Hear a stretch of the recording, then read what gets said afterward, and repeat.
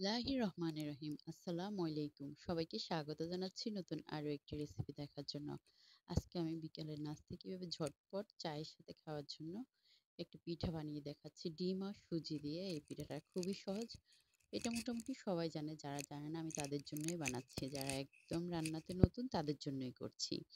এখানে প্রথমে আমি ৩টা ডিম নিয়ে নিয়েছি, নরমাল টেম্পারেচারে থাকা ৩টা ডিম আমি নিয়েছি। তারপরে এখানে দিয়ে দিচ্ছি আমি ১ কাপ পরিমাণ মতো চিনি। চিনিটা দিয়ে এখন এটাকে আমি মিক্সড করতে থাকবো যতক্ষণ না চিনিটা গলে না যায়। চিনিটা গলা পর্যন্ত এটাকে আমি মিক্সড করতে থাকবো। তারপরে এখানে আমি দিয়ে দিচ্ছি স্বাদ মতো একটু লবণ। তারপরে নাড়তে, নাড়তে যখন এটা মিশে যাবে তখন এটার সাথে আমি সুজিটা দিয়ে দিব। এখানে পরিমাণটা বুঝে আস্তে, আস্তে করে সুজি মেশাতে হবে। এখানে আমি ২ কাপ এর পরিমাণ এখানে সুজি দিয়েছি। ২ কাপ পরিমাণ মতো সুজি দিয়েছি আর এই ডিমের সাথে ২ কাপ পরিমাণ সুজি হয়ে যাবে। আশা করছি যদি না হয় তাহলে আপনারা এটার সাথে একটু লিকুইড গরুর দুধ মেশাতে পারেন বা অন্য যেকোনো দুধ, ফটের দুধ মেশাতে পারেন। তারপরে আমি এখানে দিয়ে দিচ্ছি 1/2 চা চামচ পরিমাণ মতো বেকিং পাউডার। দিয়ে এখন আমি সবগুলোকে খুব ভালোভাবে মিশিয়ে নিচ্ছি।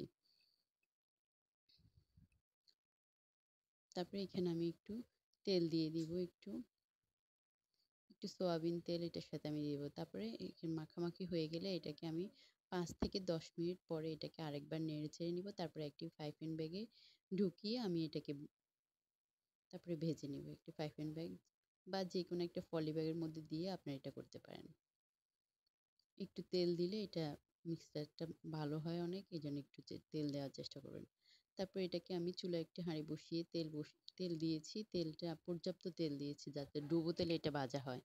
তারপরে যখন তারপরে এক হাত দিয়ে আমি স্পেস করতেছি, আরেক হাত দিয়ে আমি কেচি দিয়ে কেটে, কেটে এগুলাকে ছোট, ছোট সাইজ করে এটা ভেজে নিচ্ছি। একদম পছন্দ মতো লাল কালার করে এটা ভেজেছি।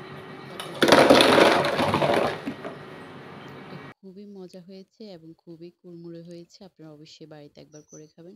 খুবই মজাদার এই রেসিপিটা আপনার কাছে আশা করছি ভালো লাগবে। আর আমার রেসিপি যদি ভালো লাগে চ্যানেলটি অবশ্যই সাবস্ক্রাইব করবেন, ভিডিওতে একটি লাইক দিয়ে দেবেন। আল্লাহ হাফেজ।